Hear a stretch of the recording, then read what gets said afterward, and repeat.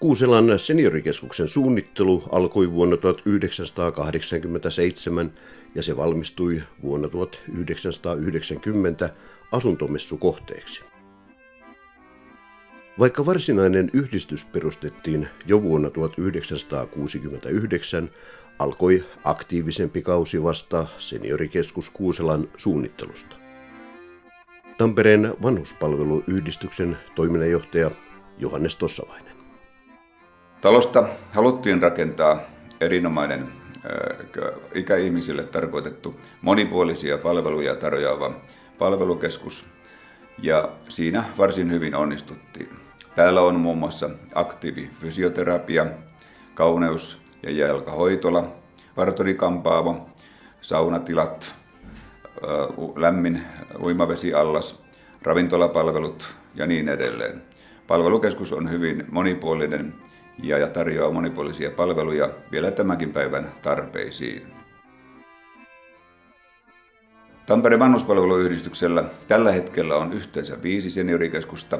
Taatalassa 1, Kaukoharjulle perustettiin 2 seniorikeskusta ja Hervannassa meillä on Keinopuiston palvelukeskus.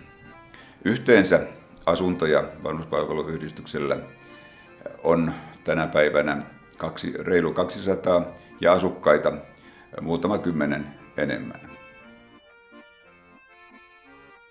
Vuonna 2009 alussa päätettiin eriyttää palvelutoiminta muusta toiminnasta. Perustettiin Pirkanmaan senioripalvelut osakeyhtiö, joka vastaa varsinaisten ikäihmisten palveluista. Tampereen vanhuspalveluyhdistys tänä päivänä on kiinteistöjen omistaja, ylläpitäjä, vuokranantaja sekä uusien kiinteistöjen rakentaja. Me uskomme, että tulevaisuudessa meillä on uusia senioritaloja ja me pystymme vastaamaan tähän kasvavaan palvelukysyntään, joka koskee nimenomaan ikäihmisiä, ja haluamme yhdessä aktiivisen Pirkanmaan senioripalvelut Oyn kanssa tehdä hyvää yhteistyötä tamperelaisten ikäihmisten parhaaksi.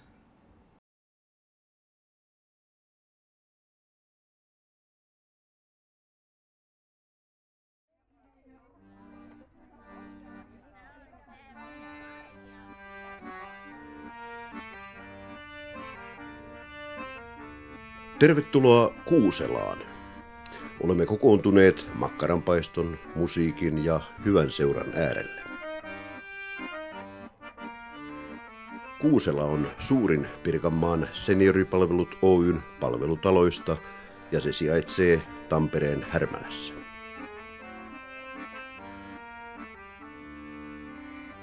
Senioripalveluiden toimitusjohtaja Satu Laitinen.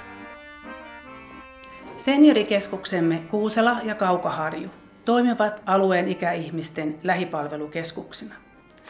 Tarjoamme keskuksissamme ympärivuorokautisia asumispalveluja omille asukkaillemme sekä kuntouttavia päivätoimintapalveluja, palvelukeskuspalveluja ja ateriapalveluja lähialueella asuville ikäihmisille. Teemme keskuksista käsin myös kotihoidon palveluja asiakkaille, jotka asuvat omassa kodissaan eteläisen Tampereen alueella. Palvelujemme idea on tarjota mahdollisuus asiakkaillemme elämänmittaiseen asumiseen kotiympäristössä. Asukkaaksi hakeudutaan oman kunnan asiakasohjauksen kautta tai yksityisasiakkaana. Jokaiselle asukkaalle tehdään henkilökohtainen hoitosuunnitelma. Siinä tulee esiin hyvin nämä yksilölliset tarpeet ja sitten ne koko työyhteisö paremmin tietää sitten, osaa ottaa huomioon ihmiset paremmin yksilöllisesti, just mikä on se meidän semmoinen tärkeä arvo. Myös lähihoitaja Sonja Vannella on selkeä arvokäsitys. Heitä täytyy kunnioittaa ja heidän omaa reviiriä, omaa asuntoa, että toimitaan sillä tavalla, kun he on. Ja sen, mikä arvo heillä on.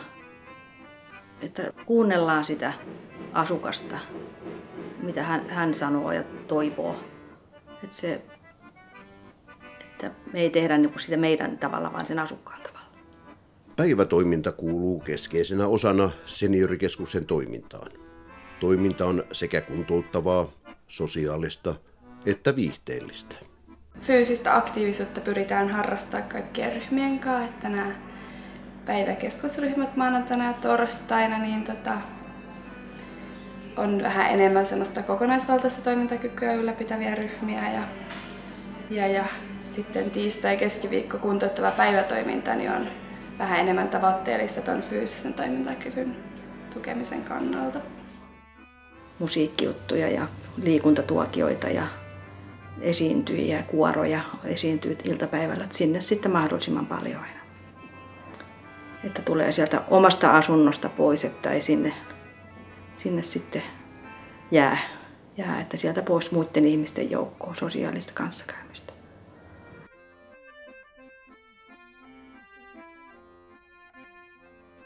Huolehdin meidän asukkaiden kohdalta siitä asiasta, että he saa niin kuin ne tarvittavat etuudet, sosiaaliset etuudet, mitkä heille kuuluu. Et pääsääntöisesti meidän asukkaiden kohdalla se tarkoittaa eläkkeensaajan asumistukea, eläkkeensaajan hoitotukea. Nämä on oikeastaan ne, minkä kanssa eniten tässä työskennellään. Eli nämä Kelan etuudet. Sitten toki tulee erilaisia veteraanietuuksia, kuntoutuksia. Et kun on henkilöitä, joilla ehkä ne omaiset asuu jossain kaukana, voi olla ulkomailla, tai sitten niitä läheisiä kautta omaisia ei ole ollenkaan. Niin sitten tavallaan ihan myös heidän kohdallaan sitten semmoista päivittäisten asioiden hoitoa. Päivittäisten asioiden hoidossa auttaa myös kotona asuville tarjottava kotipalvelu. Kotihoito sisältää muun muassa sairaanhoitaja-, ulkoilu- ja saattajapalveluita. Kotihoidon tarkoitus on tukea mahdollisimman itsenäistä kotona asumista.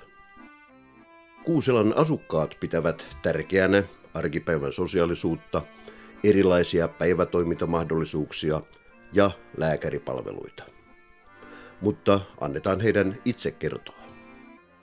Että hyvä huoli pidetään ja hyvää ruokaa tarjotaan ja kahvia juodaan aina välillä ja sitten on juuri näitä ulkopuolisia ohjelmia, noita teatterilaisia ja soittajia, laulajia käy täällä esiintymässä ja seurakunta käy kerran kuussa. Kyllä kai se, kun mä tunsin niin paljon noita hoitajia ja kaikkia, niin kaikki niin kuin sanotaan, että kiva kun tulit tänne, kun mä olin niin kuin haaveillut, että mä täällä vietän vanhuuteni, mutta kyllähän se on hyvät ja huonot puolet kaikissa, mennään mihinkä tämmöiseen ikäihmisen asumismuotoon, niin eihän se nyt tasasta ole. Kauhean mukavia hoitajia. Ei voi moittia. Kauhean iloisia ja palvelualttiita ja ammattitaitoista.